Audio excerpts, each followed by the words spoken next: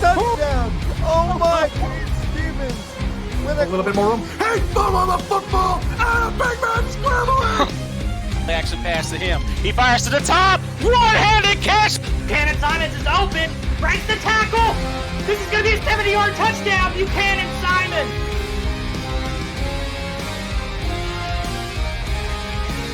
Over the top. And that might be the most impressive interception all day. What a shoot. Breaking through a tackle. Oh, no. What a ridiculous sequence of events. He's got Heath McDaniel Jr.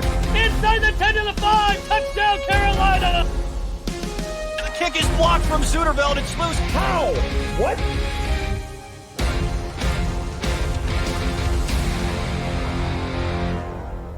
Welcome to Sim Football Pregame in our Sunday Spotlight, along with a sandwichless Mike St. Green. I'm Cameron Irvine. Mike, I am starving for playoff action today. How is your hunger level right now? Cam, I'm just starving. I just wasted my lunch all over myself, but hey, we're here. There's 6 teams remaining at the end of the day. It'll be 4, man. I just hope today's action is as great as yesterday's. The behind-the-scenes SFL stuff is fantastic. If you're not a broadcaster or a statistician, you don't get this stuff. We try to get it to you on the air. We are fired up today. Here's an update if you missed yesterday's action on where the bracket stands. Mexico City beat Vancouver, edged them 27-24. Arizona upset Atlanta 38-31. And today, we find out if the favorites can take care of business and host the semis, or if more upsets are in the making. Mike, what do you think of today's block? Well, Cam, I think we could possibly have some upsets in the making. Charleston and Florida, they met a few weeks ago. Charleston, they hung tough with Florida. That game was in Florida. It was 17-17 at the half before Florida pretty much wore that defense down and took control of that game in the second half. So I expect another tough, tight game from these 2 teams. Charleston has a great defense. Maybe they can hold Florida, down long enough to make a couple of plays here or there to come up with a victory. And with the other game, with Baltimore and Las Vegas, these teams met early in the season as well. That game ended in a totally dominating 34-0 win for Baltimore. But Vegas, they've grown. Maybe they can come up with something to make a difference as well. Baltimore's going in, coming off of a loss.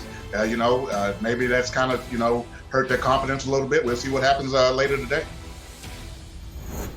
We've got Charleston and Florida coming up next. And Mike, we saw these teams play about a month ago. Charleston hung with Florida early, but surprisingly, this was a very high-scoring game. Charleston is a very good defensive team. It's going to be interesting as to how Charleston tries to play Florida differently than they did in their previous meeting when Florida handed them probably their worst defensive performance all season. Yeah, it's probably going to be a pick your poison type thing, really, Cam, for Charleston today. Of course, as I mentioned, they have a great secondary over there. Can they slow down? Are they going to choose to slow down the receiving core of Florida, or are they going to try to shut down the running game with Boletsky? I don't think they can try to guess what Florida's going to do in this case. I think they may have to choose what they shut down with Florida and just take their chance from there. And offensively, I know they're going to want to get Keith Swearinger going on the ground. He did have 172 yards in the first meeting, but quarterback T.D. Drew, he only had 12 completions in that game. Charleston, they're going to have to get something out of the passing game if they hope to compete with Florida today. It's interesting. I think turnovers are going to be a big part of this game, Mike, because Charleston can get a little sloppy offensively. Florida does not get sloppy.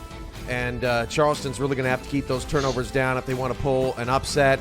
And at the same time, Charleston may want to try to take some shots today. Florida gives up plenty of passing touchdowns. That's kind of their one weakness in a pretty good defense. Both defenses pretty good. Charleston 20th in points per game. They got to find a way to get the points today against Florida like they did in the first matchup. It's just going to be interesting to see how a month's time has made a difference. Florida takes on Charleston coming up next here on For the Fans. Mike St. Green and I are back for post-game analysis and to get you ready for Las Vegas and Baltimore. But until then, you've got Colin Northrup, Rick Northrup, Hattori Hanzo, Justin Reside in the broadcast booth, and we'll send it out to them after these messages. You are watching the SFL playoffs presented by APM Music on For the Fans. We'll be right back. Kickoff is next.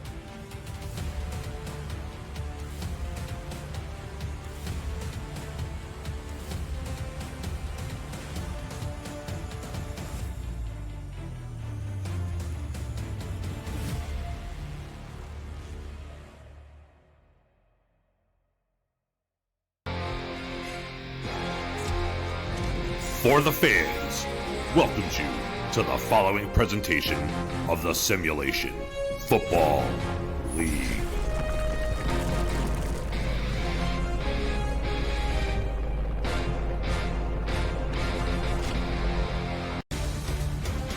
You're looking live at some beautiful shots at Fort Lauderdale, Florida, where the Eye is home to the Florida Storm, winners of 3 SFL championships, looking to stave off an upset from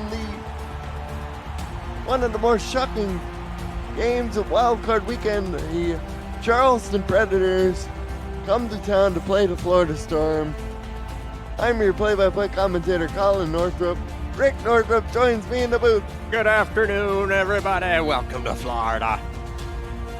Hanzo Satori and Justin Reside are our statisticians for today. And Rick, given Charleston's momentum of their first ever playoff victory and the stuff that was talked about in the pregame, what are your thoughts? Yeah, well, first of all, hats off to Mike St. Green and Cam for a great pregame show and super analysis. And what I'm excited to see is strength on strength. Florida scores a lot of points, leads in a lot of categories, are near the top offensively, and Charleston typically has a stingy defense, although, as was pointed out, Colin, in the pregame show, the first meeting of these two had a very un-Charleston-like defensive performance.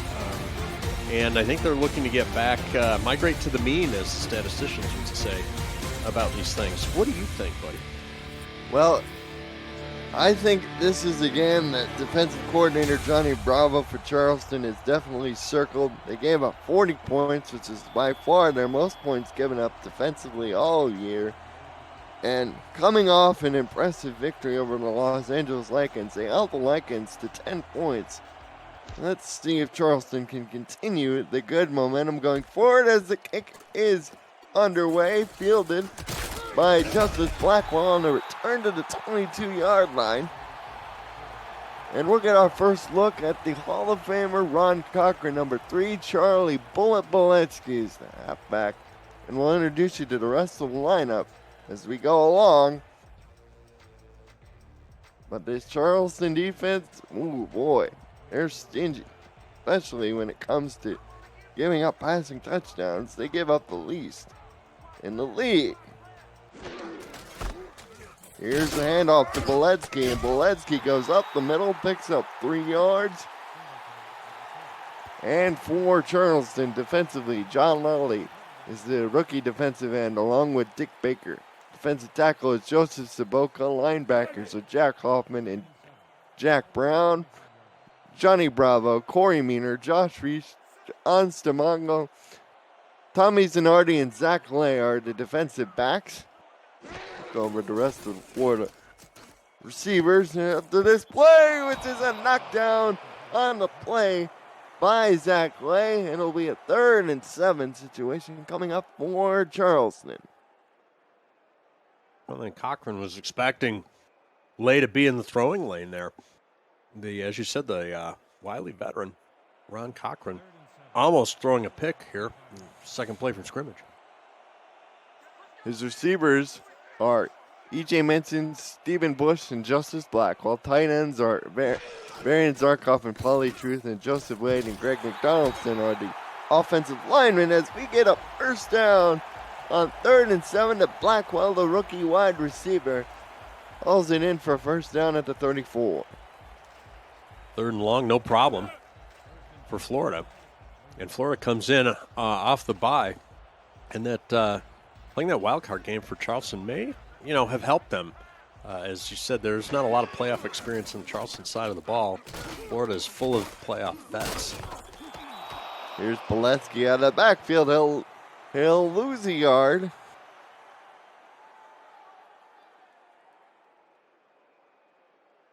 It'll be 2nd and 11. Nice tackle made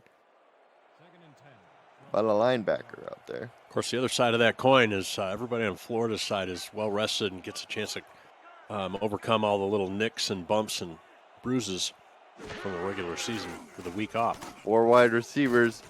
Cochran to throw, completes it out to E.J. Menson for the first down, right over the outstretched arms of number 43, Corey Meaner. And that's good for a first down to the Charleston 40. That takes us off script a little bit, Colin, as they cross over the 50, and we're still introducing both teams, but we want to mention the Rick Meter is in town, the playoff version of the Rick Meter. So stay tuned for that as that crack staff does their analysis and their thing and comes up with the probabilities for us all. Boletsky gets his first big carry. Makes up 9.5 yards. Sorry about that. Yes, he does. What, are you crying? Are you so happy about that? No, I had a flashback to my puberty for a second there. 9.5 yards, call it 2nd and 1 inch.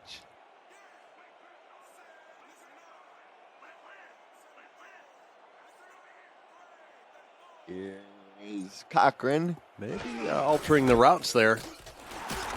Boletsky gets the first down. He audibles into the correct play and gets it out to the 28-yard line. Perhaps just a decoy move by the veteran, appearing to be signaling to his receivers when he hands the ball off tackle for the first down.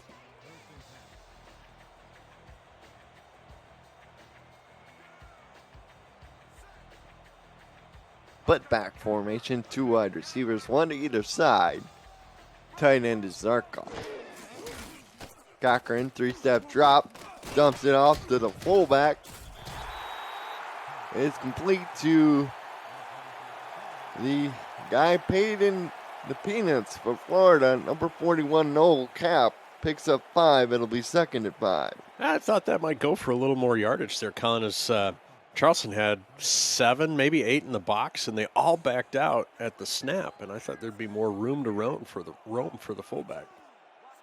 Here is Ron changing the play at the line of scrimmage. Draws a quick out. Got falling backwards for the first down is Stephen Bush. His first reception. It could have had a little bit more on the plate, but it moves the sticks, which, as everybody knows, is one of my focus points for any offense. For Cochran, he's now 5 of 6 for 43 yards. Only one incompletion. That was the knockdown earlier.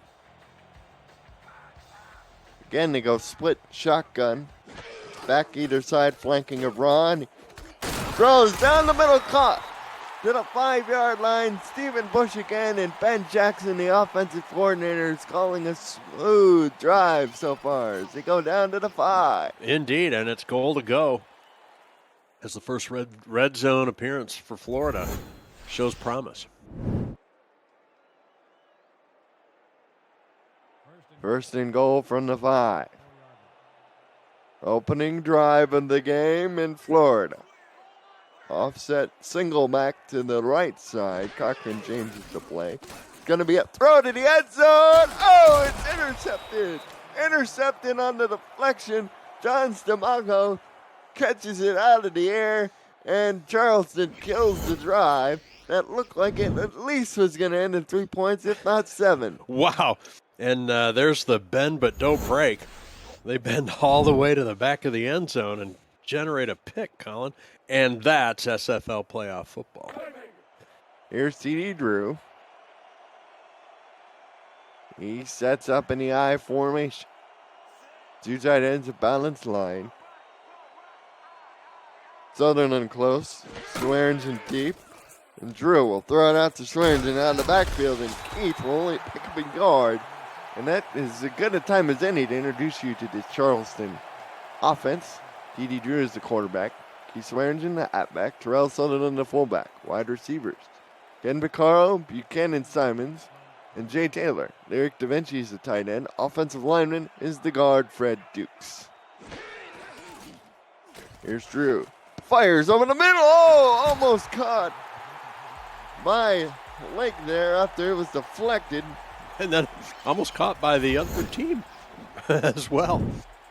Always dangerous when those balls start pinging around. Looking for Simons, but it was incomplete. Deontay Stoneville, Alessandro Tomello are the defensive ends. Alex Dominguez, the Hall of Famer, is the defensive tackle. Stephen Black and Eric Hammer are the linebackers. Ryan Davidson and Eric Carroll are the corners, along with Adam Jones, their cornerback spot. Ryan Tobin and Andrew Francis are the safety. Here is Drew. Out of the straight shotgun, fires way down the field, and it's intercepted. So we get 2 drives and then 2 picks. As Davidson grabs that out of the air, pass intended for Simons. As you said, Colin, 2 drives, 2 picks. And these defenses are bringing it.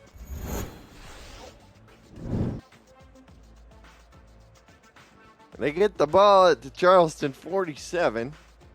And for Florida, they have a place kicker in Ethan Sneed and one of 2 contracted punters in the entire league. And Marcus Agrippa, number 2. It's a tight bunch. See what they do with it. They're blockers. And they go to Boletsky, but he's only able to get 2 yards. But he does throw a nice stiff arm in there. The club from Charleston, their defenders defeat that bunch formation designed to be a set of blockers. Well, that's how you're supposed to run sort of the swinging screen. We saw Michigan yesterday against Northwestern try to run the bubbles, but they had only one guy to block 3 guys, and it didn't work so well. We did. We had to jet down to Florida overnight to get in the booth for this game. And here's a deep swing. Here's the outcut to Blackwell, who gets lit up, but not before he gets the first down to the 36. According to our colleagues over at Jack's Data, the spread is 7.5 Florida favored, over under 48.5. Given these 2 teams' reputation for defenses. Well, yeah, that's an interesting over/under, isn't it? They might be looking at the regular season matchup between these 2, and they blew that over. They hit the over by a mile. Here's the throw. Oh, dropped on the play. Pass intended for number 10, Sylvester Tulit. But he couldn't hang on. It'll be 2nd and 10, so Florida going deep down the depth chart as they bring in the 4th wide receiver.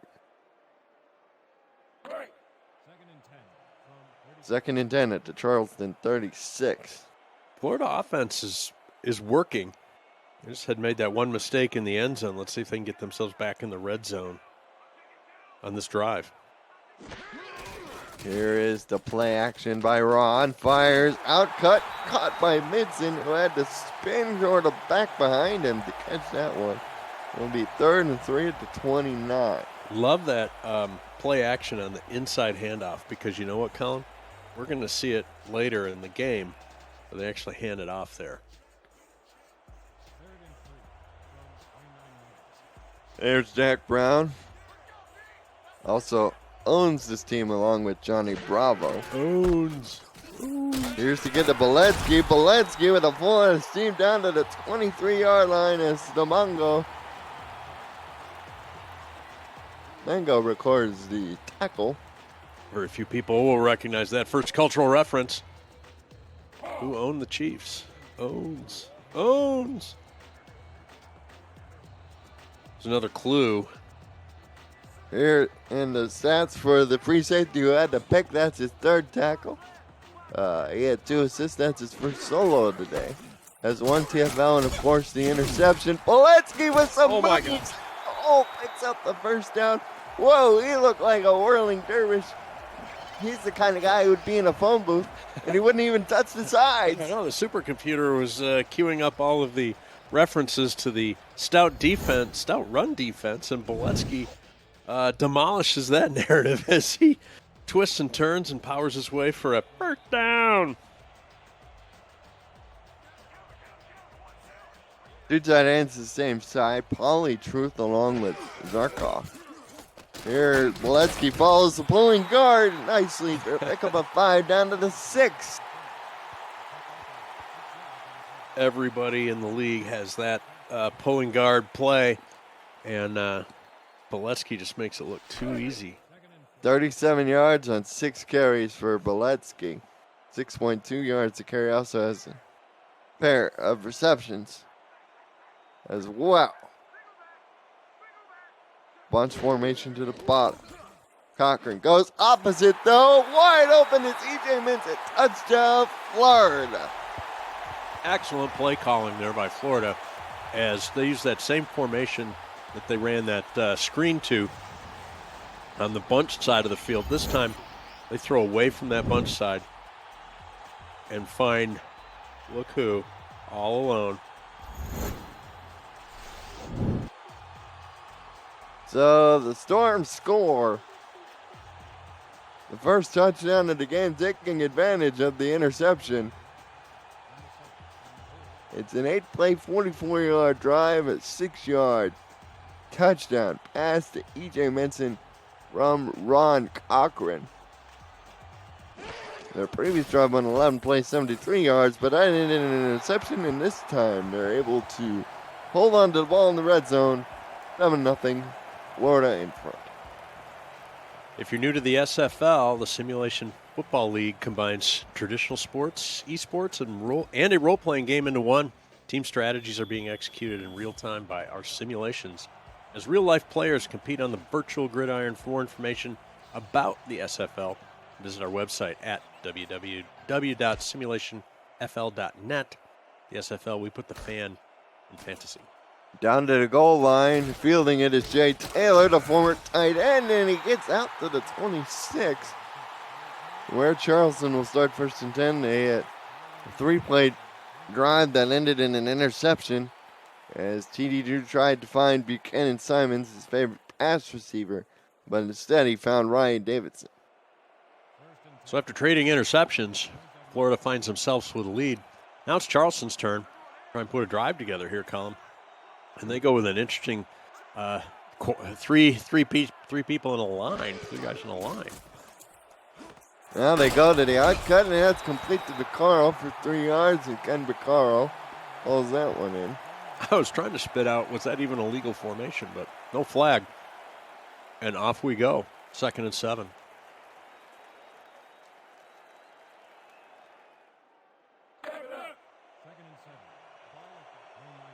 Second and 7. Now they line up. Couple extra tight ends. Lyric Da Vinci on the wing. Terrell Sutherland, the fullback. In the eye, he's close. Clarendon deep. Drew will swing it out to Swearingen, but the defender there for Florida tackles him immediately. That's Francis, no gain, 3rd and 7. Rick Meter crew is furiously working their slide rules and with their ciphers and calculations, as it appears that Charleston may have some tough sledding here on offense. Stay tuned for a read in the second quarter. Trips to the top as Drew again to go throw. This time deep. Oh, it's knocked away. Francis again. Well, the second play in a row makes a key stop, and it'll be another 3 plays and a punt for Charleston.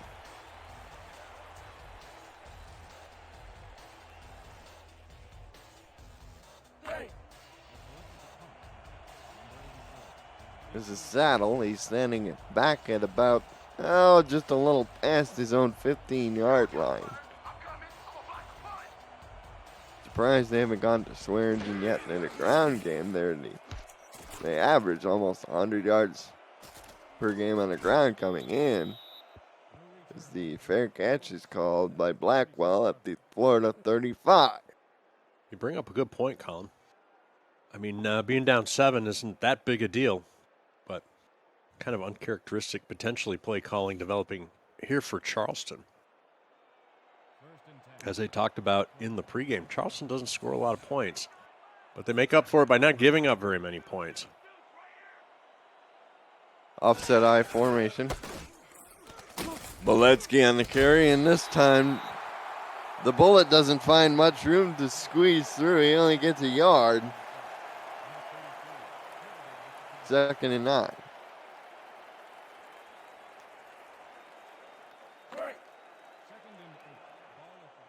You can see Boletsky is easily the featured skill player in the early sledding here for the Storm. Although Cochran's 10 of 13 for 80 yards, a touchdown and that pick. He'll add to that total as he gets to Boletsky, and they'll give Charlie's forward progress to the 42, even though he's knocked eventually back behind the line to set up a 3rd and 4.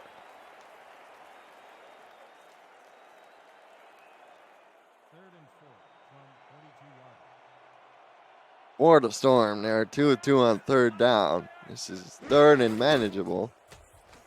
Cochran slant over the middle, caught. Meriden Zarkov for the 1st down to exactly the 50 is where they'll mark him. I love that play. They're taking what they're given because they're working for a living. There he is, very own Huey Lewis on that. 92 yards on 12 of 15 passing. See the average yards per attempt, 6.1. Quarterback rating, 86.7. And Ron's back for another throw. Oh, looking for Minson, but it was well covered. Incomplete, 2nd and 10. That was interesting to me, Colin, because Cochran tried to throw down the middle, and there was a lot of personnel for both teams in that throwing lane. Maybe he was just trying to squeeze something into a window, but that seemed especially dangerous or risky to me for a team that is looking pretty good here. Cochran in the shotgun formation. Back to throw, swing it out to Boletsky, this time to the short side of the field, and Charlie picks up 4 yards. Almost like he'd be in the last play of the quarter.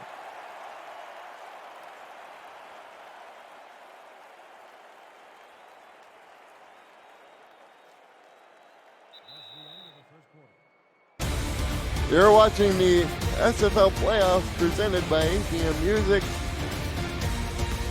We're back after this message as Florida leads Charleston 7-0.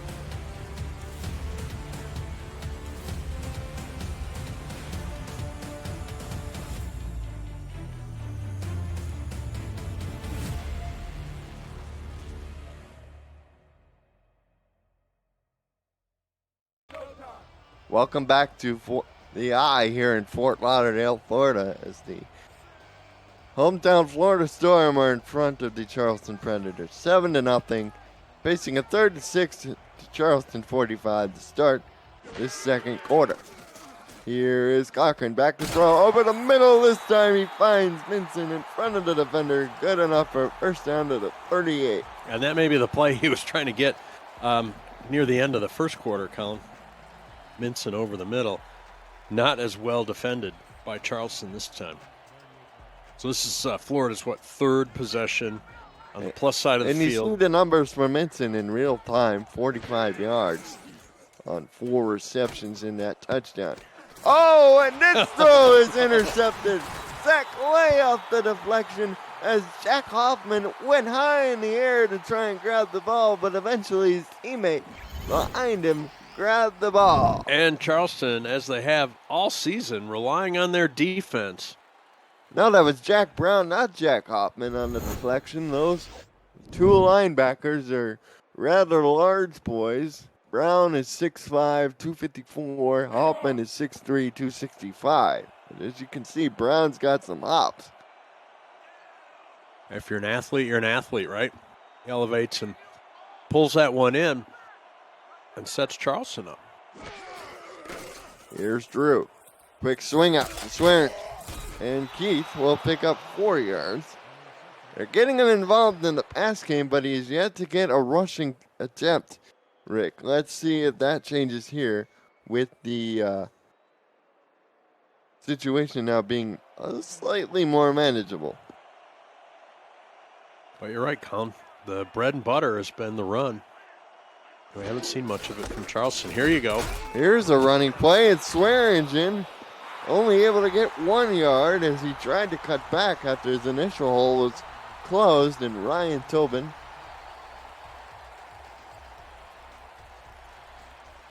makes the stop. That'll be 3rd and 5. Charleston's 0 for 2 on 3rd down. Yet to pick up a first down in the ball game. Still looking for their first down make. And this pass. Oh, they give Buchanan Simons a first down to the 41. Look like a generous spot to me, Rick, but they'll give it to him. It's hard to say. He had possession of that probably in the air, and they're going to say he crossed the line to gain with that. No challenge flag. To the 41, now they line up with split backs under center, single receiver either side. Nickel defense from Florida, and Swearingen tries the right side for 3 yards. Tackle made by Eric Hammer. If there was ever a last name and position that were more perfect together, it'd be that guy. Hammer. Well, 2nd and 7, a little bit behind the chains. And they like to run, and to get the running game going, you got to keep pounding the rock. Oh, they tried to throw, and Alex Dominguez came through just as T.D. Drew was getting rid of the ball. Sets up a 3rd and 7. That's way behind the chains. As the Florida defense begins to assert itself here. They already converted 1 3rd down earlier this drive, but this is a little longer. They line up in the gun straight formation. And Drew going deep. It's going to be intercepted. He underthrew it, and Davidson picks off his second one and returns it to the 48. Well, trading interceptions has just seemed to be what these teams do. Oh, my goodness. Trying to look for Simons on the lob route, and the defender wasn't beat, and Drew just flat out underthrew the ball. Well, with neither team being able to mount a sustained drive, except for one by Florida, this is getting to be quite interesting. The Rick meter is paying close attention, but it's thinking about leaning Florida at this point. Just because they happen to have points on the board.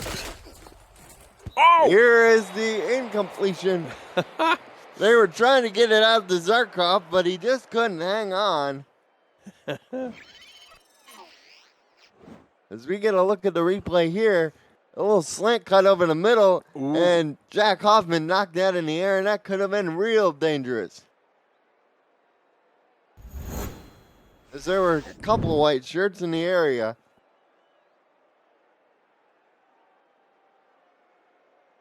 This is a 2nd and 10 situation.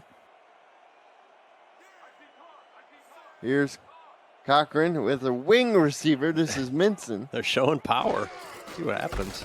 And they go power. It's ISO up the middle, and Bullet picks up 4 yards on the plate. I told you they were going to hand that off on the inside power at some point.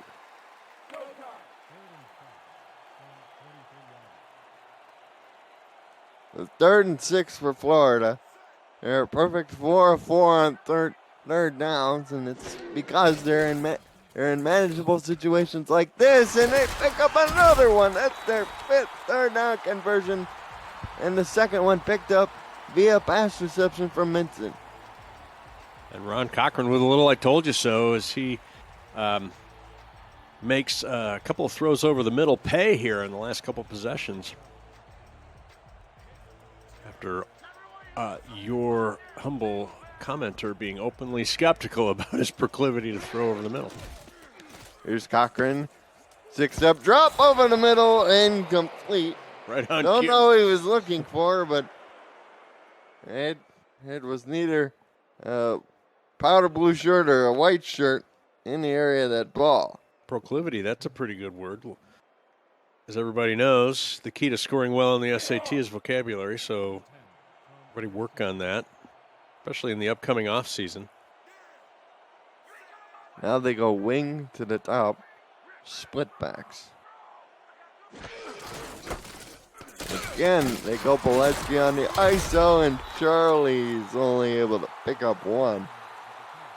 Massive white shirts, able to beat back their counterparts wearing the light blue. 3rd and 9 from the Charleston 35. This is a bit longer than any previous third down. Do you think they're in field goal range yet, Colin? If they don't make this. Here's Boletsky over the middle, first down to Vincent to the 19. In front of 4 people. It's like a set of bowling pins. He throws the ball into that gaggle of people. They all go down, and Florida's got themselves a catch and a first down. To the 19 is what they'll mark it. And Cochran has been humming. He's up to 124 on 16 of 23 passing. Unfortunately for Ron, he's throwing those 2 interceptions. Right. Dumps it off to Boletsky. Boletsky wraps both hands around the ball and gets knocked out of bounds at the 14. As you see the quarterback comparison, it's not Pretty evenly matched in terms of turnovers. Want to thank our stats crew as well. Justin Reside as well as Hanzo Satori, as Jack Brown is now up to 6 tackles. Here's Boletsky, takes a swing pass out of the power right, picks up a first down. It'll be 1st and goal at the 8. As we tick under 6 minutes to go here in the second quarter, Florida threatening for the 3rd time.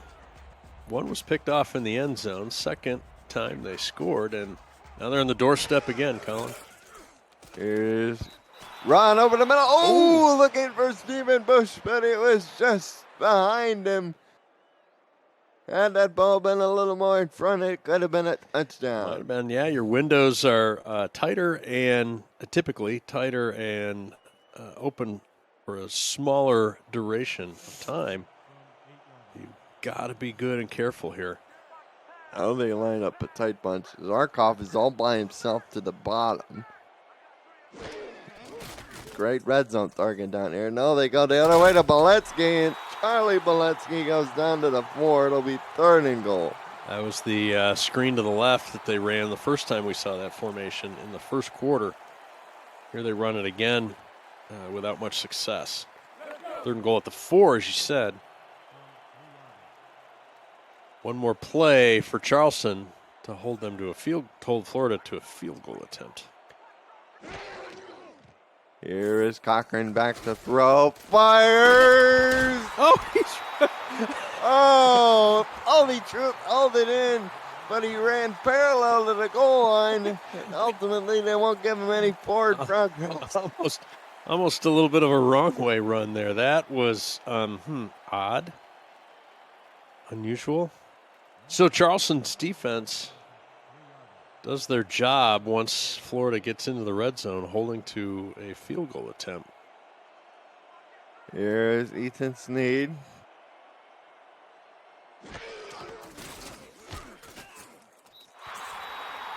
Extra point or the field goal for 20 yards is good. It's about the length of an extra point. Exactly. Are you a next level SFL fan? Visit the SFL League website at simulationfl.net for info on how to create a player and to join our community. Check out League Leaders. We've got stats from all 17 seasons of SFL action and track game, season, and career numbers of all the players over time who've gone from couch to field. The Simulation Football League, 17 seasons strong. And that 3rd down play getting a lot of play in the chat. Look at the early numbers for Swearingen. He's 4 yards on 2 carries and 3 grabs for 6 yards. So they need to get him involved more. Right, and you got to know keying on him has to be a point of emphasis for Florida's defense. Let's see who gets the better of it on this drive. Here's Swearingen, picks up another 3 yards on the ground. And the chat's still talking about that 3rd down play.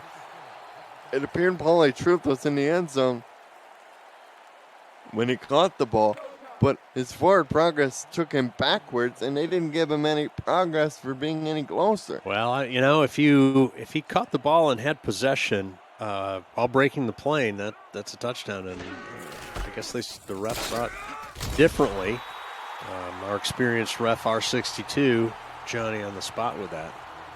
And Hammer tackles Swearingen at the line of scrimmage for no gain, sets up a 3rd and 7.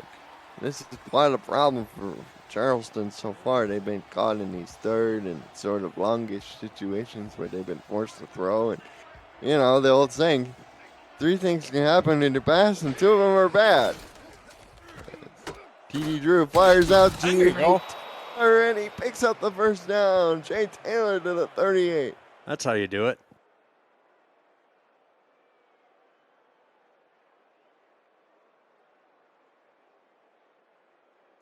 So they do get a 1st down, but you're right, Colin. They keep manufacturing 2nd and longs, 3rd and longs. It's difficult to sustain a drive. Yeah, you're going to run into 1 or 2 of those in the course of a 50, 60, 70-yard drive, but continually it makes it tough. It's just tough. Here's 6-up drop, dumps it off. Swearingen has a blocker in front, and he's able to pick up 7 yards on the reception thanks to the outstanding work of his offensive lineman out there, Taiwan Cook, throwing a block downfield. Swearingen reminded me of the movie The Terminator, where the Terminator would just see something and go straight, full speed. And nothing fancy as Swearingen tries to get as much yardage as possible on that one. He only got to the 45 that time on that carry. Stephen Black again on the tackle. It's 3rd and 2. What do you know? They're in a manageable situation, Rick. I love it. They'll line up in the strong I formation with 2 tight ends. A little goal line here, huh? Coming against a nickel defense. Oh, he's throwing. They'll throw. 1st down to Vaccaro, and they'll mark him out of bounds at exactly the 50. Is it just me, or is Charleston's offense beginning to feel like they've got a little bit of confidence going, Colin? What are your eyes telling you? Well, that's what My gut is telling me. Your Clock. gut. Clock it I up don't at hear about 2. your gut. I hear Up about your at eyes. 2:18. Stop shaking your fist at me.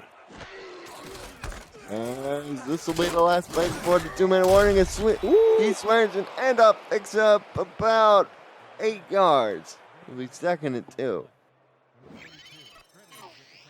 And we've reached the 2-minute warning here in Florida.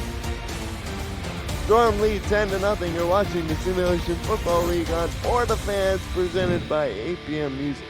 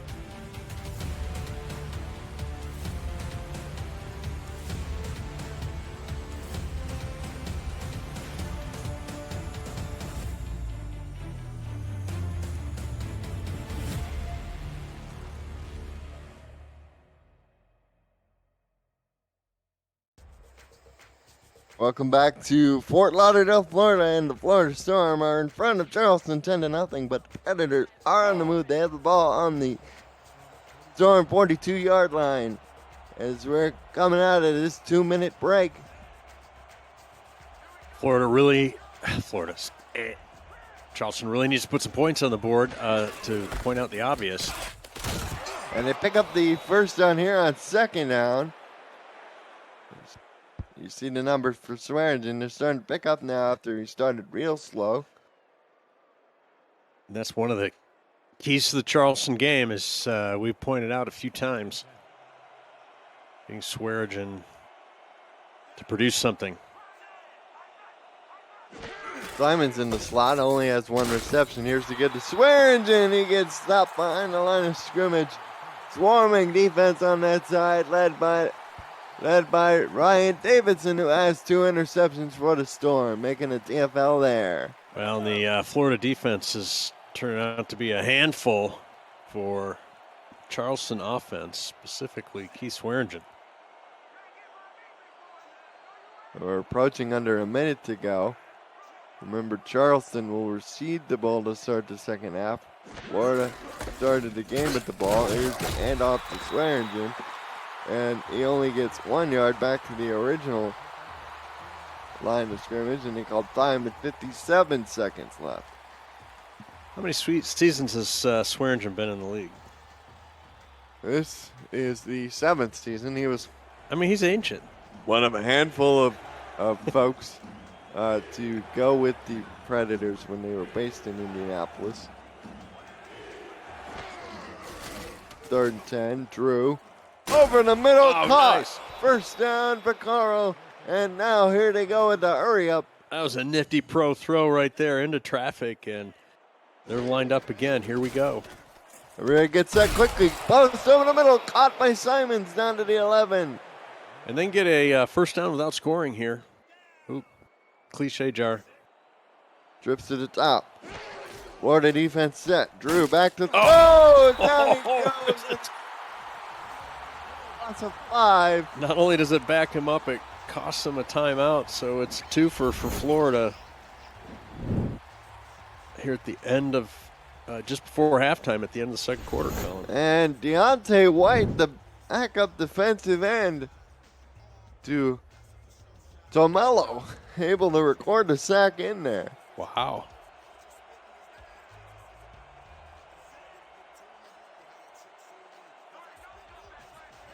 Second and 15, 27 seconds left. Have to get to the 2 for a first down. They go for the end zone. Oh, no. Carroll, he was going for the whole bundle. Instead, Mr. Carroll's like, no suit for you. Oh, my gosh. And who's the intended receiver there? Right there. That was Vaccaro on the corner. It's just underthrown, Colin. Needs to be to the back pylon. Doesn't have enough juice on it. He threw it on a line instead. He just needed to lob it over. Yep.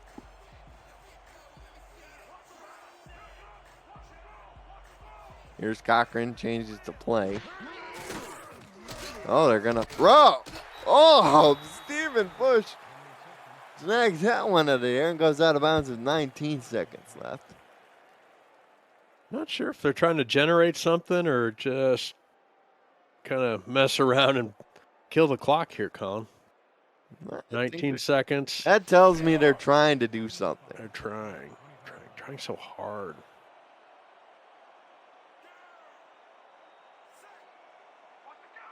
Well, they're going to need a chunk play here if they're going to try and get in field goal range.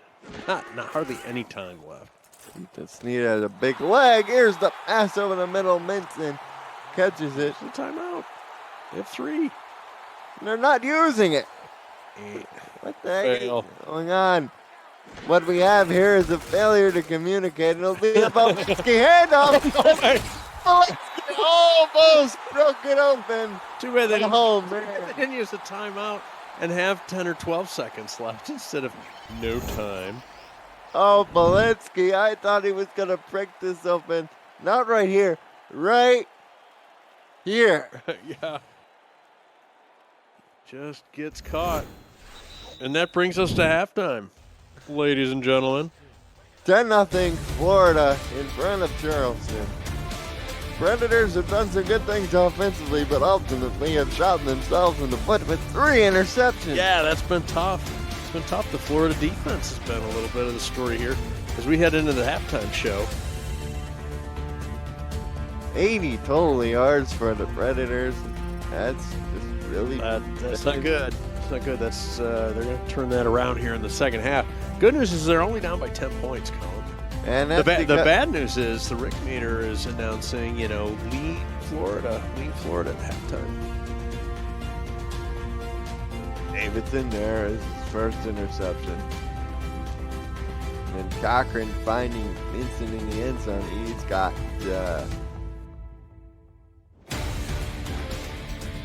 yes, 164 yards on 22 of 30 passing. You're kidding, at the half. Holy heck. Boletsky with that 31-yard run to end the half. It says right there, Vincent, 83 yards. I don't see that. I don't know. We'll have to check that out. Got a little disagreement between the graphics. And Boletsky has 74 yards on 10 carries, including that 31-yard run that he almost broke open for him. I know. That's crazy. Well, as it is, that interception in the end zone there right before halftime cost him an opportunity to have 3 points. Boletsky almost makes it a more expensive interception, make it a 10-point swing. He just can't break away from Josh Reese. 22. Josh Reese was the one who brought him down. He was like a rodeo cowboy trying to rope a steer. He just had to hang on. Ethan Snead set to kick off for Florida.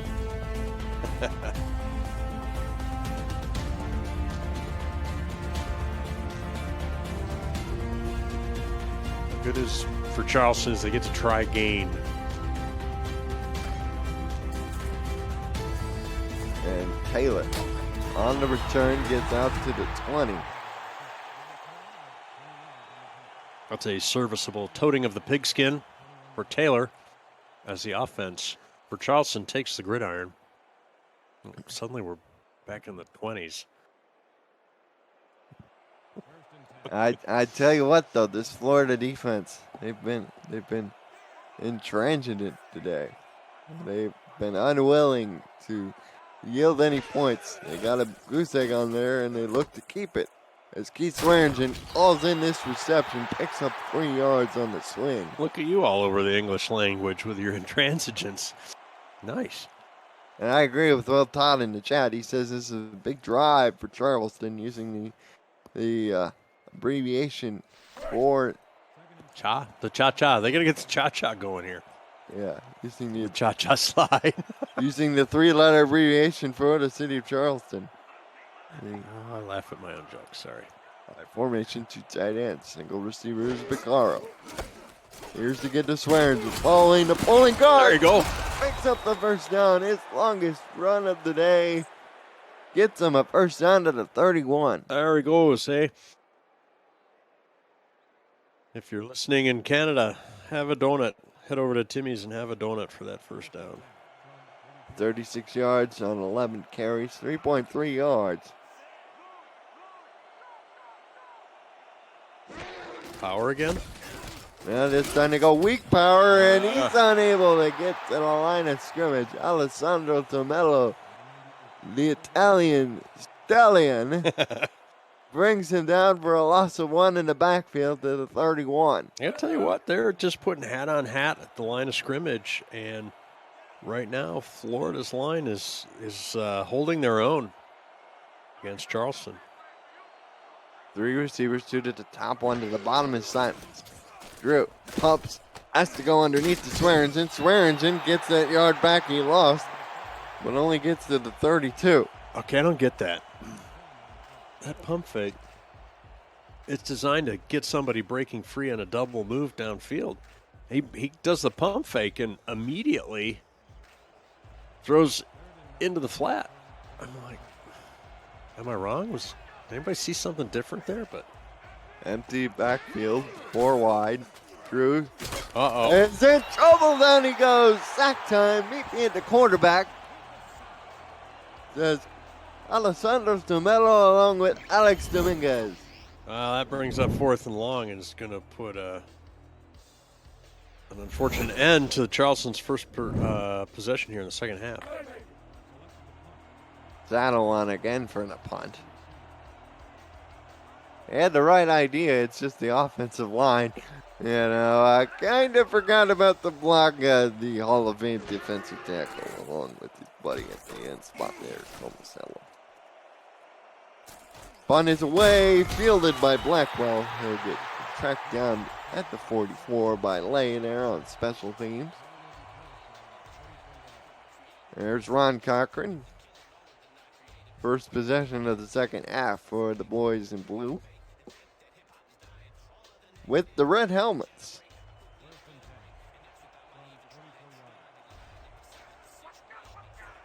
Just like Fritz Chrysler put the wings on Michigan's helmet so they could see the receivers downfield. Red helmets, I think, give a little bit of an advantage to Cochran on offense. Definitely one of the more unique uniform combinations you'll see. Of course, they have a blue helmet along with a white helmet, but of course these, I would argue, are their most famous, the red helmets with the contrasting blues on the rest of the kind of their playoff look, isn't it, Colin? And there's push for the first down to the 33-yard line at Charleston. Just like that, here come your Florida Storm, crossing midfield into the plus side, down to the 36-7. Let's see where they'd mark that. They'll mark it at the 33. Oh, yes. This is where he was down. Two tight ends the same side. Boletsky, the single back. Cochran, and he threw and nearly completed it anyway to Polly Truth as Joseph Soboka almost jacked him in the backfield.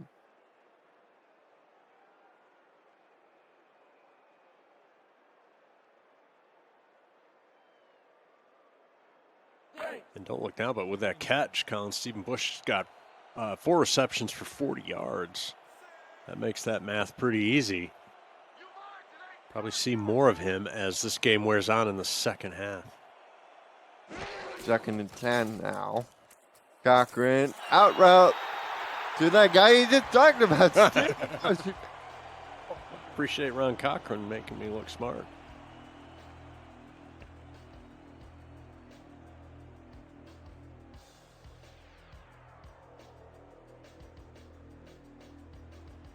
Third and 2. They'll line up from the shotgun again. As long as they don't try to run the ball from the shotgun, I think I'll be okay. Otherwise, I might silently scream.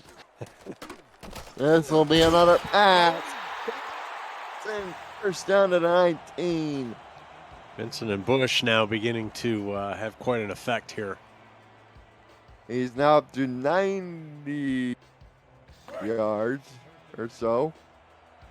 Just shy, I believe. Is that 89? 89 on 8 grabs. 9er. Did you say 9er? What are you calling this game on a walkie-talkie? No. Here's Cochran over the middle. Comes it off underneath to Boletsky. Picks up 4. Good play calling, good variety. Unfortunately for Charleston, this is beginning to be on this drive. It's a death by 1,000 cuts.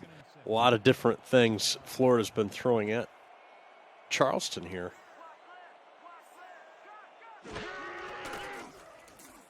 Charleston needs to stop in the worst way. That won't help as they get first and goal at the 8. Stephen Bush hauls it in. Tackle made by Jack Brown. Oh, we're back to Charleston trying to play for holding them to a field goal attempt here yet again. You know, we saw the stats, and the offensive stats were pretty lopsided in favor of Florida. And speaking of Florida, yes, Cochran's now up to 200 yards on 27 of 36. QBR of 73, just under 73. Boletsky fumbled the ball, and it's recovered by Charleston at their 1-yard line. Oh, my gosh. It's recovered. And another drive thwarted by a turnover in the red zone. This time the Bullet loses the ball. Jack Brown forced the fumble. Kind of knocks it out there on a way to what was looking like a fairly pedestrian score. Get it? It was a running play. Anyway, yet again, Colin, Charleston's defense coming up big. When will the offense hold up their end of the bargain? Well, they got to get out of their own end zone first. Oh, they barely that time. It's turned and is men at the line of scrimmage for no gain by, guess who? Eric Hammer. Doesn't first down on your own 1-yard line indicate or dictate it is an inside handoff or even a QB sneak to get you in a yard or two? You think it would, but they beg to differ. Again, they go wide. There they go. This time, Keith gets out of his own end zone. Down to the 8 to set up a 3rd and manageable. Should have run. I would argue they should have run that play first, but they've got to execute against this 3rd down problem to avoid giving the ball back to Florida. Jack Brown now 9 tackles, a forced fumble as well as that pass deflection, and the first down is made. Ken Vaccaro goes out of bounds at the 12. Beautiful throw. Beautiful throw. Just enough, ran the route well, just enough to get the first down, and a great throw. The defense is keeping them in the game. Can the offense drive the length of the field either for a touchdown or set them up at a field goal opportunity? Brad Burchett, first year in Charleston, spent 2 years ago, most recently, with this Storm team. So it's kind of a reunion for Brad as the throw caught. First down. And a first down By Daniel Blumenthal, the team's 4th wide receiver. Hauls that in for the first down to the 22. For the Fans coverage of the SFL postseason continues next with the second game of our quarterfinal doubleheader. Colin, you'll see top-seeded Baltimore host upset-minded Las Vegas with the last spot in the semifinals on the line. Don't go anywhere. The SFL playoffs on For the Fans have only just begun. And don't look now. Lyric Da Vinci hauls in his first grab of the day. He picks up 7 yards. I'm unfamiliar with this second and short stat here on the Charleston possession, Mr. Colin. Yeah, they haven't been in very many of these today. Here they line up with 3 tight ends, swearing and carrying people, and he picks up the first down at a 33, and he's fired up as he should be. What hardness? 2 plays to make a first down? I didn't know you could do that.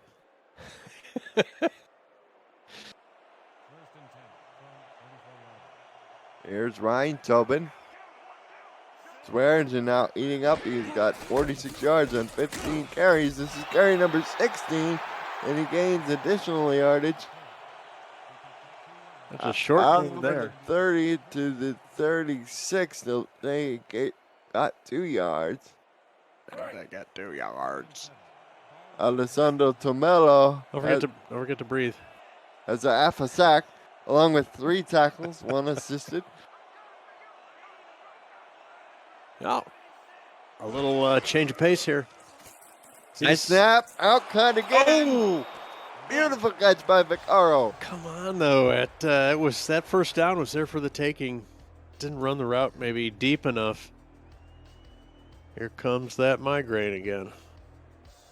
It's 3rd and 3, though. Not a 3rd and short situation. 3rd and short. You're right. Stay positive. Come on, guys. And now 5 of 9 on 3rd down. I formation. Here is Drew. Over the middle, and Vaccaro hangs on despite the hit for the first down. The Rick meter wants to point out that we went into halftime with a lean Florida. It's still lean Florida, but right now, Colin, the Charleston offense doing everything they can to try and force the Rick meter staff to recalculate their predictions.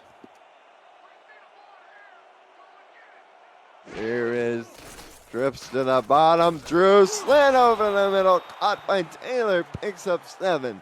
Wow. Very generous giving him of the forward progress there. Florida wondering where their touchdown is based on forward progress from earlier in the game. Here's TD Drew. Hashtag too soon. He's up to 96 yards, 17 to 23 passing. This is 3 interceptions, dragging down that QBR a little bit. Oh! Bust out in the open field, and that's his best run of the day as he gets well to Florida, to field goal range at the Storm 31-yard line. Wow. Well, and we're getting back Swearingen migrating to his mean, which is a great player, racking up big plays. This is a good-looking drive for Charleston. We're approaching under 50 seconds to go in the 3rd quarter. As uneven as the first half stats were relative to the offensive production, Florida didn't have a big lead, and should Charleston be able to put some points on the board, got ourselves a ball game. Here they pick up 3 yards on the run by Swearingen, down to the 28. And the man they call the Cheetah is definitely starting to warm up his legs a little bit. The Cheetah?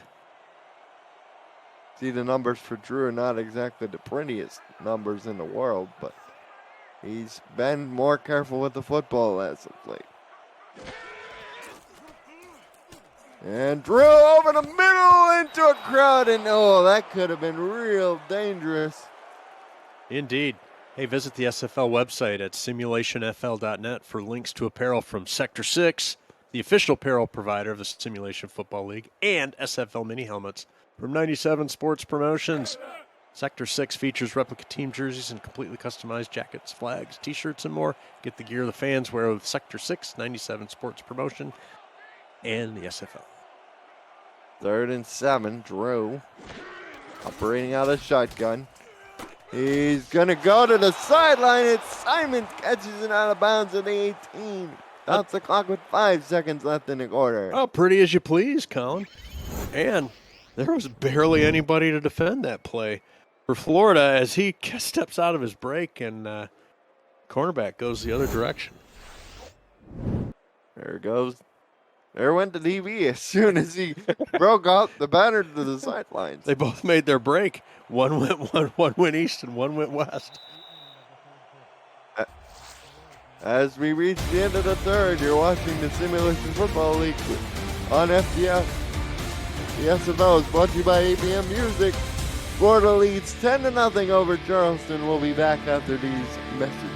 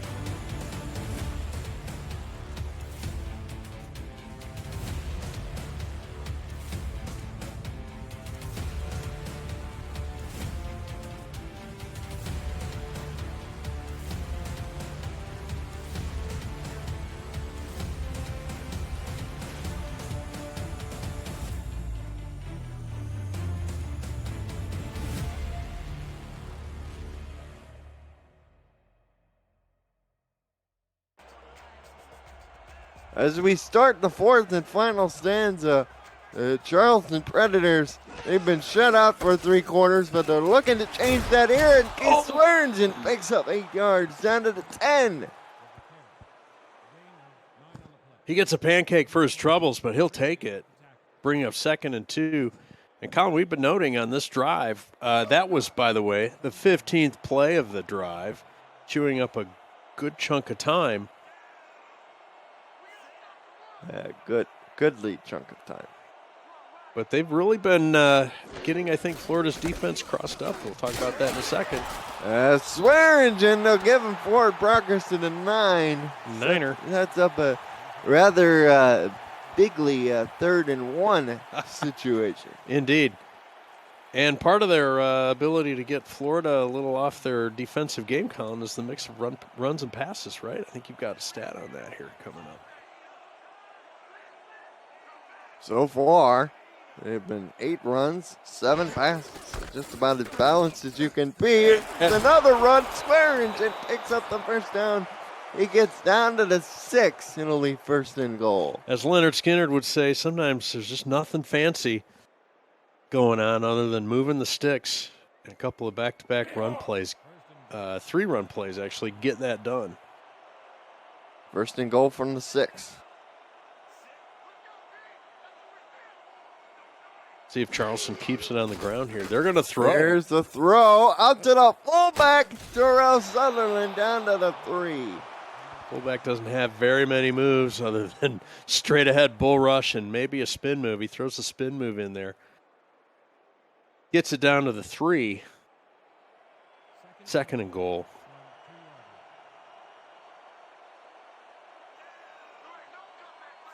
Oh, look at how they've loaded the box here, Colin. It's a goal line defense, and the offense nearly scored. They got down to the 1. It'll be 3rd and goal.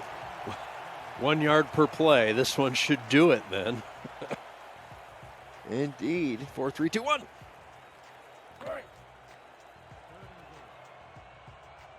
Well, let's see what Charleston has now. Trying to spread them out a little bit. Florida still loads the box.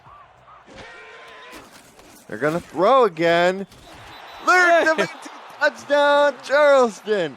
Wow, somebody gets a little lost in the wash there, just behind the linebackers on the goal line. And it's 6. Look at that. That is a 20-play drive covering 98 yards. They started from about their own 1 yard line, and they end things with a 1 yard passing touchdown to Lyric DaVinci from TD Drew. Wow. With 8:32 left. Don't go anywhere as Burchett makes the extra point. Sorry, I just kept trying to talk over you. I'm so excited. It's a one-score game, Colin. As Charleston makes an impressive statement here, not going down without a fight. And in fact, they may be able to win this thing. 108 yards, 20 of 27 for TD Drew. And he has finally the one passing touchdown to sort of offset his 3 interceptions. It's Justice Blackwell. Nice return to the Florida 27. Well, let's see if Charleston's defense can bend a little less than all the way down into the red zone here and force a punt instead of a scoring attempt from Florida. Or maybe, as has been their want this game, they'll get an interception. Yeah, they got a couple of those off Ron. He's back to throw. Oh, it's going to be an interception. Yes, and you shall receive. Johnny Bravo. Whoa, Bubba, he grabbed that out of the air. And it'll be 1st and 10 for Charleston from their Florida 25. Oh, my goodness. You know, you talk about stuff, and it randomly does or doesn't happen, but look at that. Vernon Zarkov, the intended receiver, but instead it ended up in the hands of Charleston's number 33. He just kind of sunk back into the throwing lane and found himself the pigskin. Well, the Rick meter has been leaning Florida, but it is twitchy right now. It is very twitchy. Let's see what happens. Drew back to throw. Slant over the middle. DaVinci first down to the 15. And Lyric DaVinci hauls it in. As you see the statistics for Bravo, 3 tackles, 2 assists, and of course that huge interception. Well, all the momentum is in Charleston's favor right now. Let's see if they can take advantage and produce some more points. They're already in field goal range. Here's to get the swear engine. Cuts through traffic, gets down to the 11. It'll be 2nd and 6. Oh, doctor. Keith Sargent now up to 83 yards on 22 carries. You see the numbers for Picaro. 6 grabs for 37 yards. Harrelson lines up on an empty backfield. They got to be more careful this time. Last time they were in this formation, they got sacked. This time the protection. Oh, so better than Vinci with the flowing time. He cuts it. He ends up for the touchdown. Two out of his last 3 grabs have resulted in touchdowns. 2 touchdowns in. I didn't get a clock on the previous touchdown, but it's got to be less than 2 minutes. Oh, DaVinci going full Desmond, extending into the end zone. After sort of ignoring the end zone for most of the game, Charleston puts it in twice.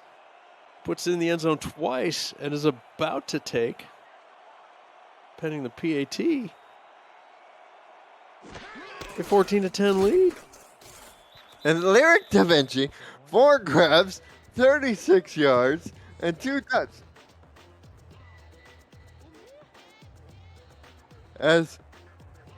As we are now on the exciting portion of this game, you're watching the SFL on FTF, presented by APM Music. Charleston in front of Florida, 14-10.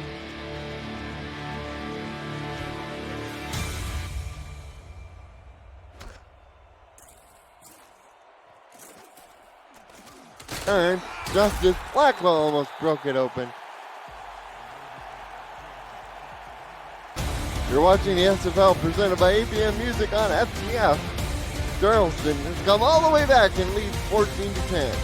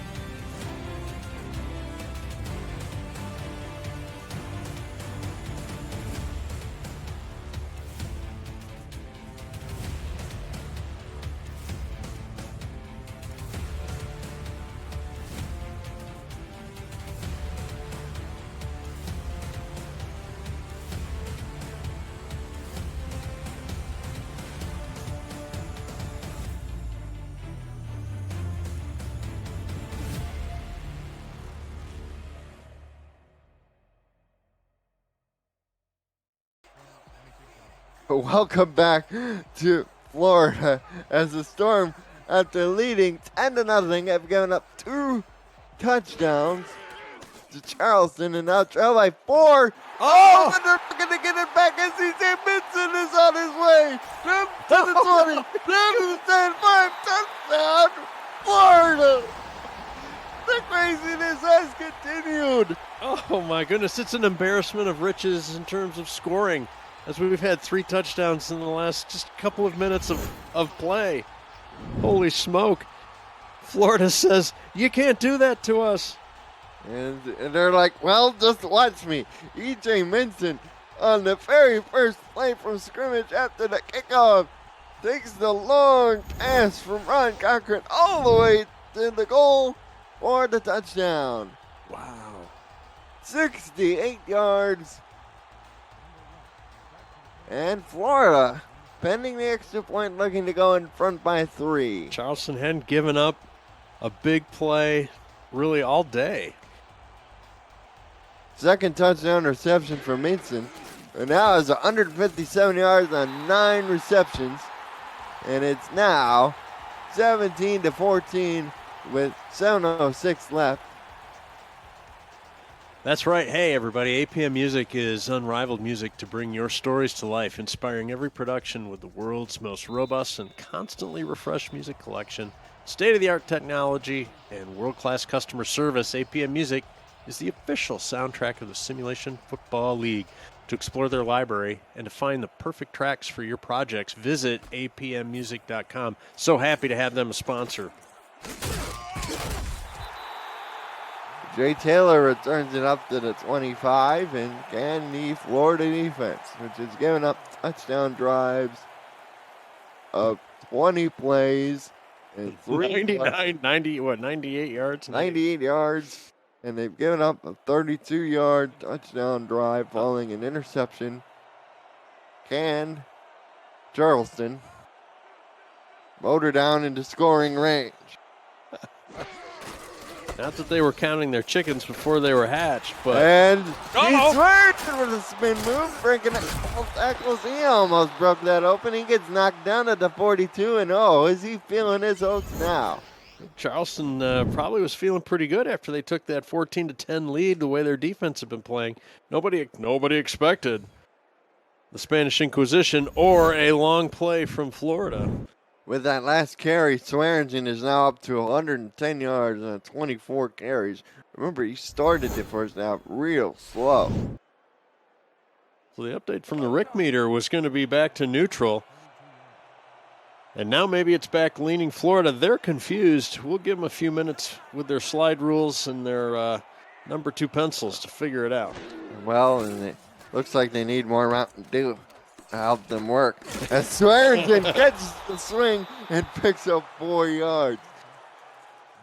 Diesel fuel and Mountain Dew and Pop-Tarts.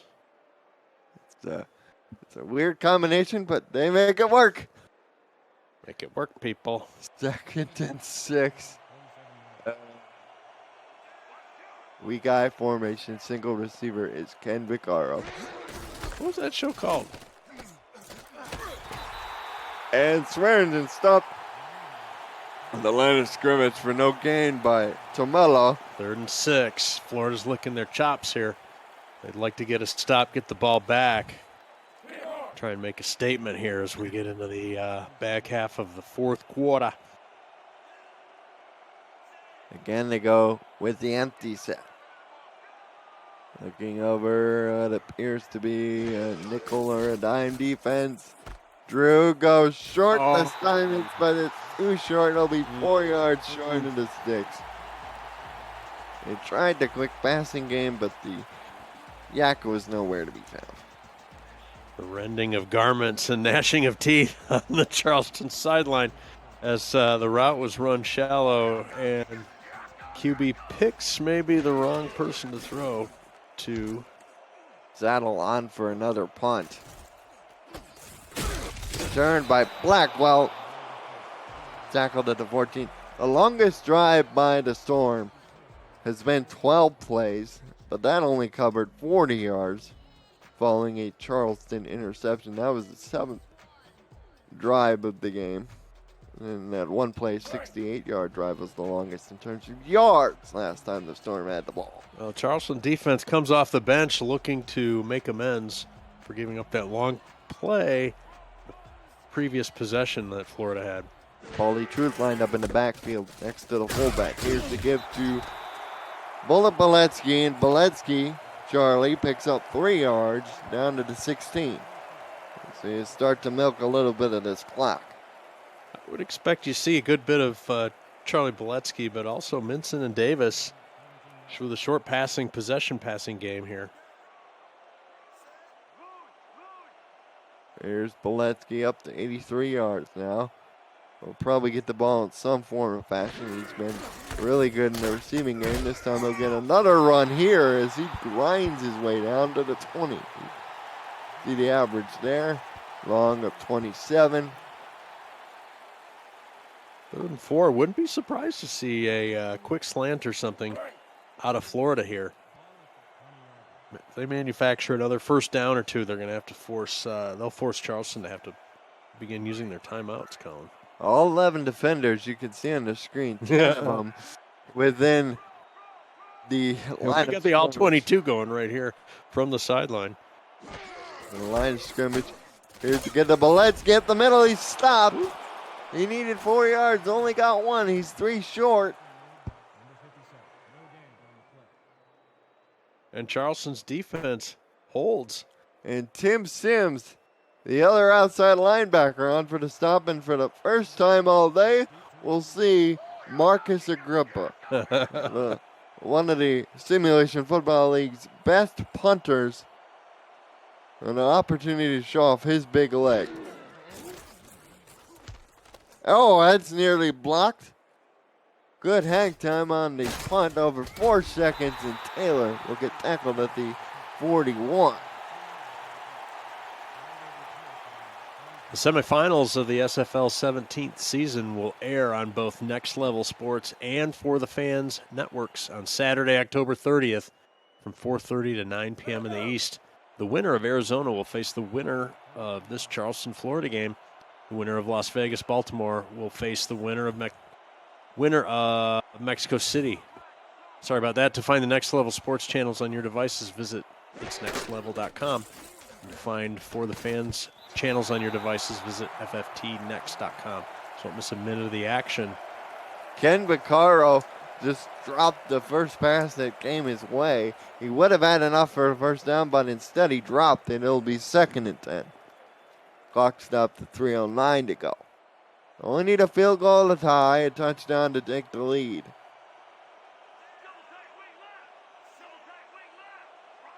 Probably about 25 or 30 yards from the field goal attempt at this point, but Charleston wants it all. Here's a throw out to Sutherland. The fullback only gets 2. Clock continues to run. We take closer to the 2-minute warning.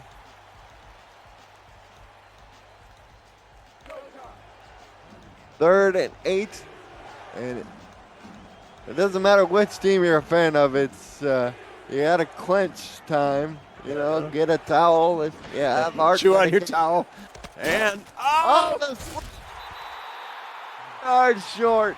Well, this should be 4-down territory. Let's see what Blumenthal in the reception. what happens He here. stopped. He had a 1 catch for a first down earlier, but he was unable to hold in that time. And it looks like they're lining up to go for it. Here's the throw out to the fullback. Oh no! What? Sutherland will not make it as the stop on the play is put together by Eric Hemmer. Oh my! And Florida forces a turnover on downs, Colin. Absolutely a gut punch for Charleston.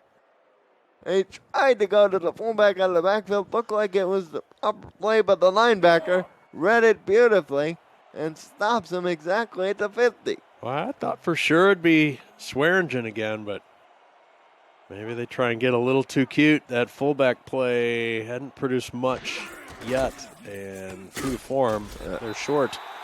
And Beletsky will get stopped at the 48. That'll be the last play before the 2-minute warning. Florida in front, 17-14. You're watching Simulation Football League presented by AT Music on FTX.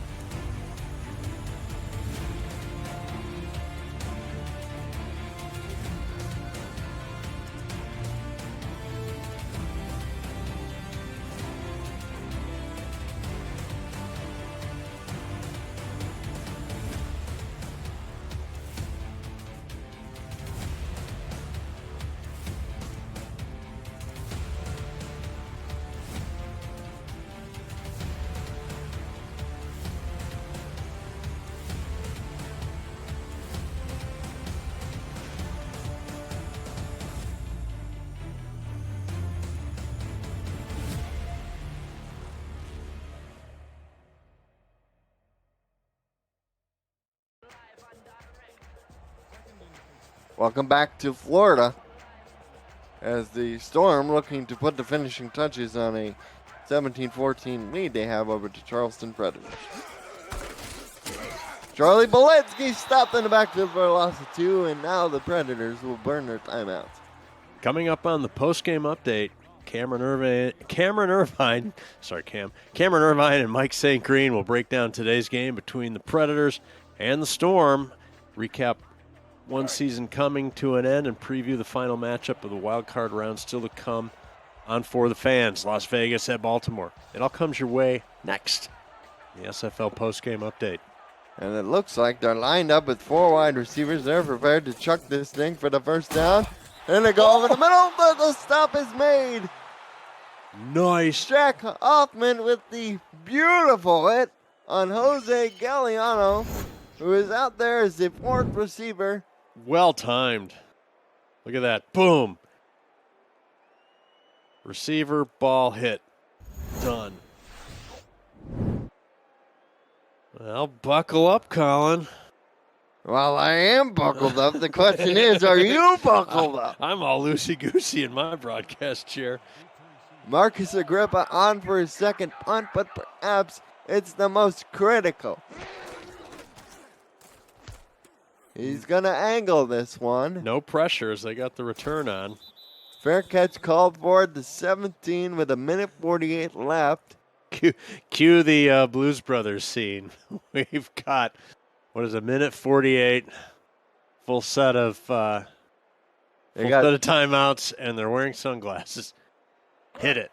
They got 2 timeouts. 2 timeouts, sorry. 2 timeouts. And Vicaro and Lyric Da Vinci. Those are the 2 guys that have been big. Buchanan Simons, though, is their big playmaker. They've got to throw, and Florida knows they've got to throw. Let's see what happens. Here's the throw. Swearingen 2 spin moves to get 2 yards, but yeah, well, clock is more important than yards. Clue Magazine called, and they suggest Charleston throw downfield. Here's Drew. Throws a little bit farther downfield, but it's dropped by the 4th receiver out there. And just like that, it's 3rd and 8, not what anybody expected or wanted from the Charleston Offensive Brain Trust. Viking Wolf King 87 says, I'm still an SFLM. Do I need a car seat for this ride? Well, young man. It depends on how much you weigh. Depends, man. 3rd and 8. Drew over the middle. There you go. Vicaro with the catch down to the 31. And here we go with the hurry-up sequence.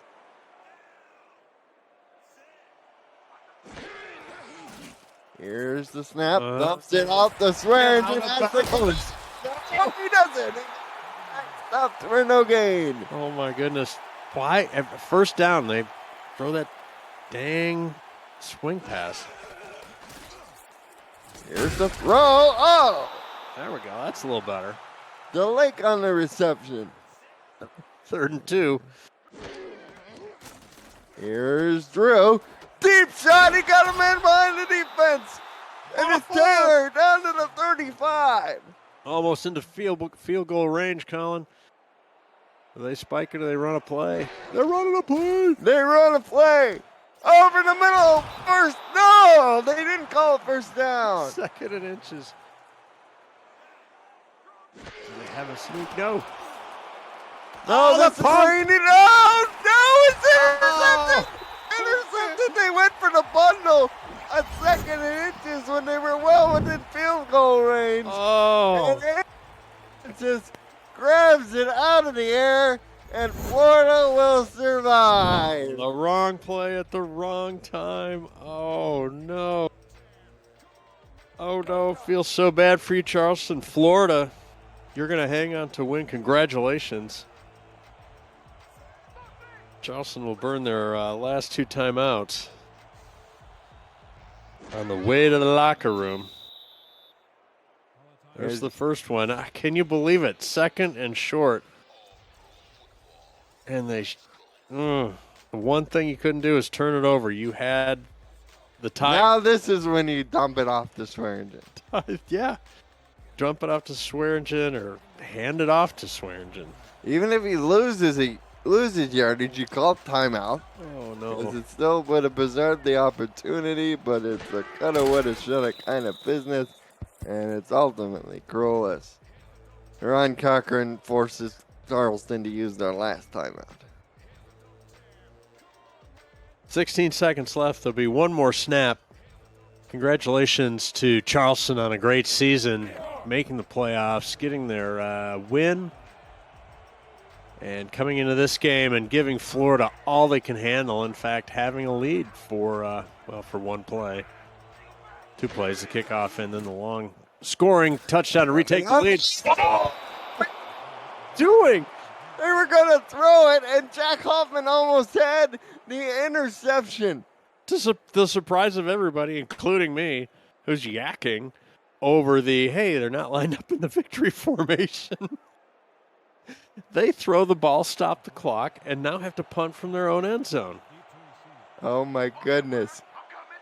We've seen some crazy endings before, and that would have been an all-time crazy ending. Marcus Agrippa only gets it to the Florida 42. Well, 6 seconds left. Well, they've got time to run a, 20-yard, 15-yard out to the sideline. If they can get that, they'll stop the clock. They could attempt a field goal, Colin. They're not in field goal range right now.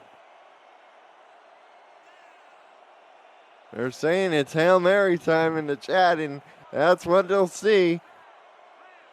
Drew has quite an arm. We've seen it a couple times. Can he lob it up there? Oh, no. I'm taking matters into my own hands, and the game is over. The game is over. Oh, my goodness. What a way to end. And just like that, it's all over from Fort Lauderdale. Even in the turnovers, total yards, actually, the Predators come back and make it fairly close. The score reflects it, Colin. Oh, my goodness. And this game had so many twists and turns. Of course, Charlie Boletsky fumbling on his own one, and then Charleston driving all the way down 20 plays to travel 99 yards. Wow.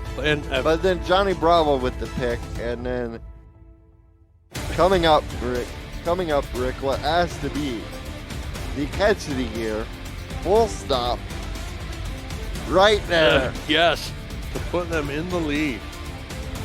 Unbelievable. And the I don't know if the league hands out head scratchers of the year, but a competitor for that will be Florida throwing on 3rd down with Charleston not having any timeouts left. And being forced to give the ball back to Charleston. Florida ultimately survived by stacking them on the Hail Mary attempt. And this game had a little bit of everything, Colin. Oh, here's the back-breaking play right here. Second, and it's just a pump, and then he just throws it into a crowd. Throws it short. If he'd have thrown it long, woo. If he'd have put it long, it either would have been a catch for the score or fall harmlessly incomplete. And here's your player of the game. Drum roll, please. It's E.J. Minson, who had 2 touchdowns, including what ultimately turned out to be the game winner, the 68-yarder. 9 grabs, 164 yards, 18.2 yards a catch. Numbers just pop out at you, Rick. Indeed. For Hanzo Satori and Justin Reside on stats, I'm Colin Northrop. He's Rick Northrop. Yo. Enjoy the next playoff game between Baltimore and Las Vegas. And first, before Mike St. Green and Cam Irvine do all the recapping of what just happened and what's to come. Thank you, everybody.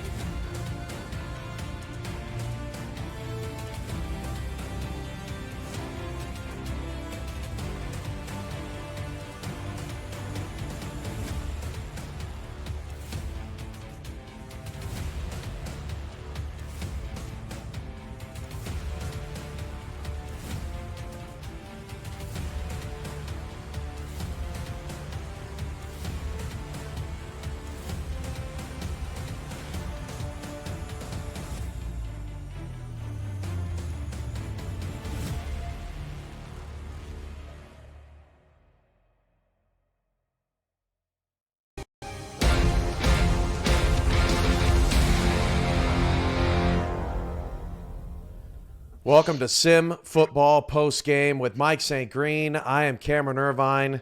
I don't think I have screamed that much at a screen in a long time, Mike, and I didn't even have a dog in this fight. I can't imagine what Charleston feels right now after just a sensational effort on the road, but Florida got the W. Congrats to them.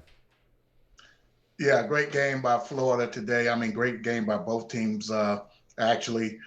We kind of questioned, how Charleston came out in this game, passing the ball. We didn't see much of Keith Swearingen in the first half of the game, but hey, man, they're better coaches and game planners than I am.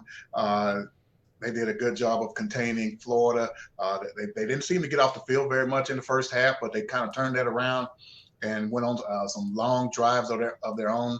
And control the clock, which was what they didn't do in the first matchup a couple of weeks ago. And at the end of the day, they found themselves with an opportunity to win. Charleston's 20-play drive, 20-play, 98-yard drive, something out of a fairy tale with the touchdown for Lyric Da Vinci. And then for an encore, he got another one, Mike, and helped Charleston take the lead in the game, and it was just shocking to see the comeback after that slow start. But describe kind of what you were thinking and what you were feeling in those moments when Charleston made that comeback. I mean, they did an excellent job of controlling the clock, as I mentioned. Like you said, the 20-play drive got a great touchdown catch out of Da Vinci. Then they followed that up with a Johnny Bravo interception, and then and we've seen some phenomenal plays the past couple of days. Also, that the catch by Da Vinci on the second touchdown. I mean, that has to be player of the year candidate, one of the best plays of the season that we've seen thus far. But it felt like playoff football, Cam. If you're asking me how I felt, it felt like, hey man, we're watching the best of the best in this league, and it just felt like playoff football. You knew it was going to turn on one play here or there, and basically Florida, after the Da Vinci touchdown, they did answer with a one-play drive to a huge touchdown pass to E.J. Minson, and then put them right back ahead in this game, and it turns out that was enough for the margin of victory. Stephen Black, an underrated 14-tackle performance for Florida. But, yeah, it was that one play to E.J. Minson that ended up being the game winner. No more scores after that. But, Mike, we got an official time on that 20-play drive, a 7-minute, 59-second drive there for Charleston. Took up almost an entire quarter of play, and they are so fortunate that they came away with a touchdown on it. But I think the takeaway from this game, Mike, is the new coaching staff, the new front office staff for Charleston. They really gelled together. It really worked this season. And Charleston had not beaten a team with a winning record all season long. We thought, maybe the 7-5 was fool's gold, but they handled L.A., and they went toe-to-toe with one of the best teams in the league this season, who's now in the Final Four, who may win the championship. And Charleston proved today that they belonged, and I can't wait to see them battle for the Atlantic Division next season because Florida's got a competitor, no doubt about it. Yeah, and kudos to everyone over there in Charleston. Everything was on the fly this offseason. They had to adjust to new ownership, new coaching, probably a new scouting department, and a whole lot of adjustments over there. And as you mentioned, they came out this season solid, but they really pulled things together the past couple weeks of the season, and a huge playoff win last weekend against LA. And no one didn't know what to expect coming into this game. They were underdog by a touchdown and a half, and we kind of expected what we saw. We were going to see what we saw a few weeks ago, but they made some great adjustments in this game, and they performed greatly and had every opportunity to either tie or win this game in the end.